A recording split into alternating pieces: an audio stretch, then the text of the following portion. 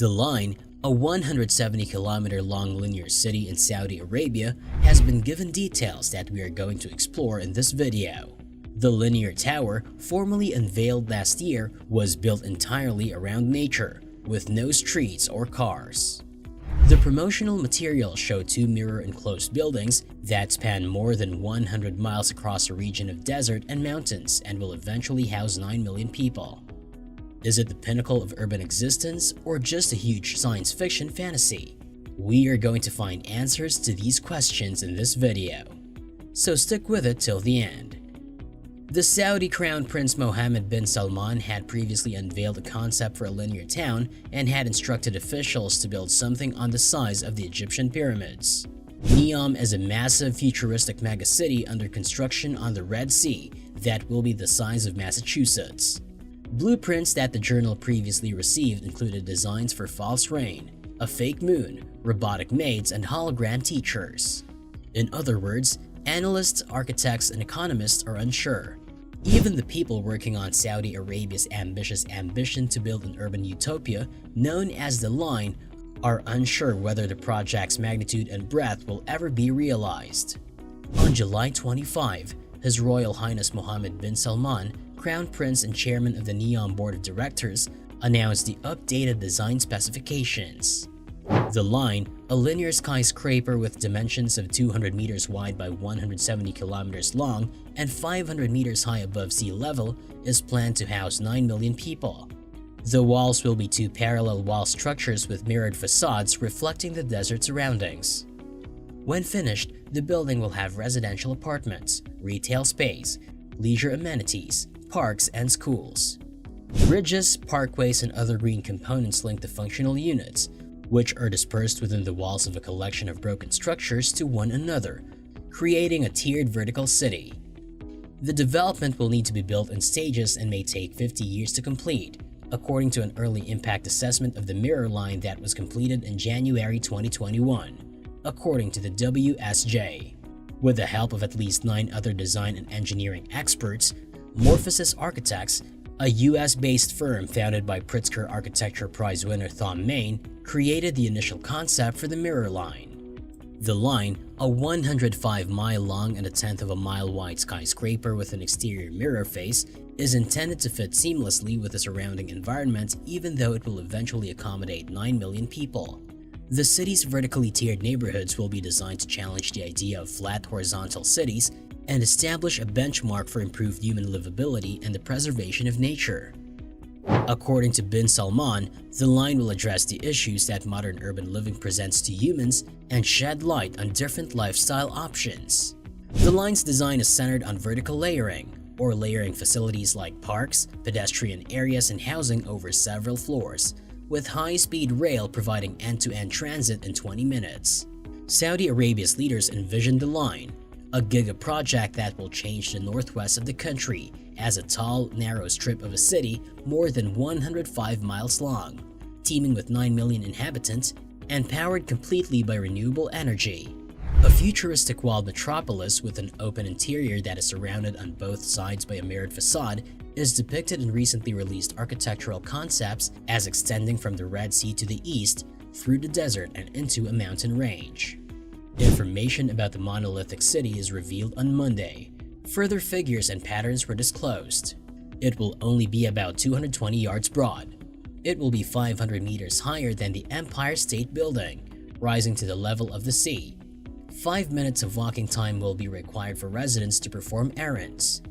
Neither automobiles nor roads exist. People can go from beginning to end on high-speed rail in 20 minutes, and building it will set you back hundreds of billions of dollars.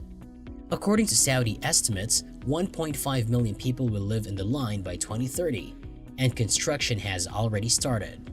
The outlandish megacity is a component of the government's expansive Neom development project.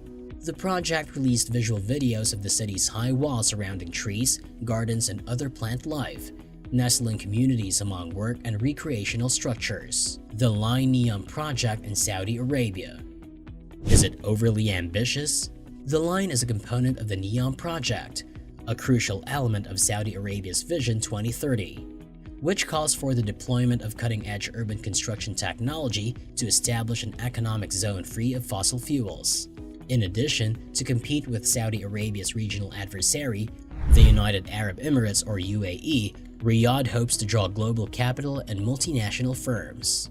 The NEOM project, which was first started in 2017, has been making steady progress in spite of complaints about its capacity to draw investment and worries that there isn't much time left to finish it. NEOM, like other megaprojects, has its share of difficulties, some of which Riyadh has handled and others which continue to be a barrier.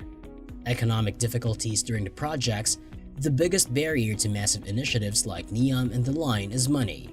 According to research, Saudi Arabia has had little success in luring financial support and investment from other governments and businesses.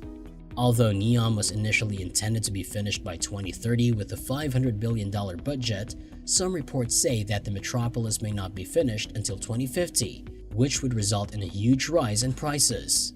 Because of this, it's anticipated that the project as a whole, including the line, will cost the kingdom $1 trillion. According to Justin Alexander, the director of College Economics, the green hydrogen plant is the only significant foreign investment that has been announced thus far.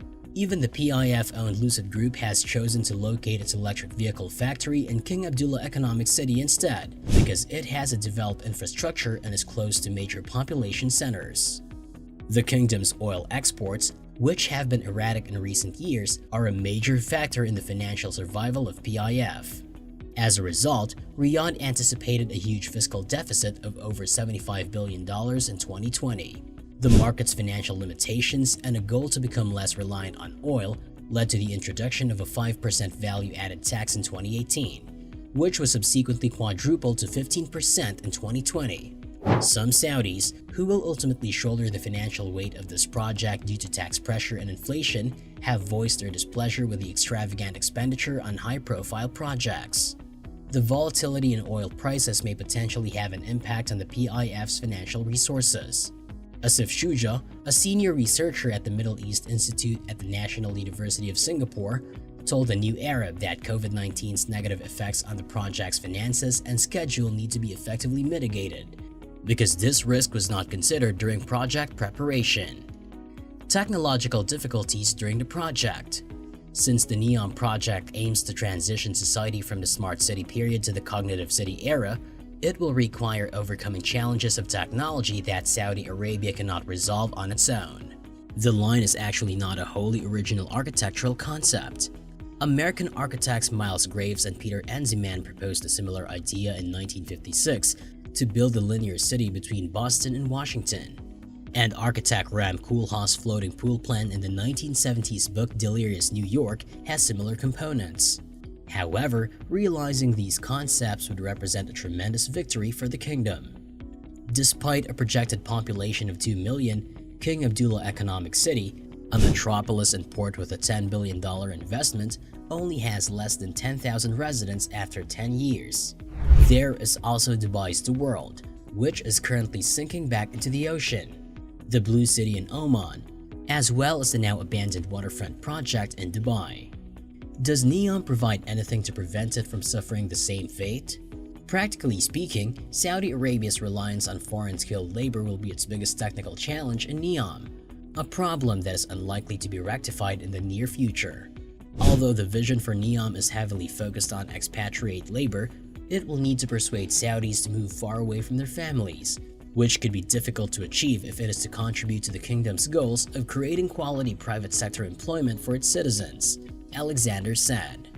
So in the end, the concept has mutated so much from its early conception that it's often hard to tell its direction. Scaling down, scaling up, or making an aggressive shift sideways.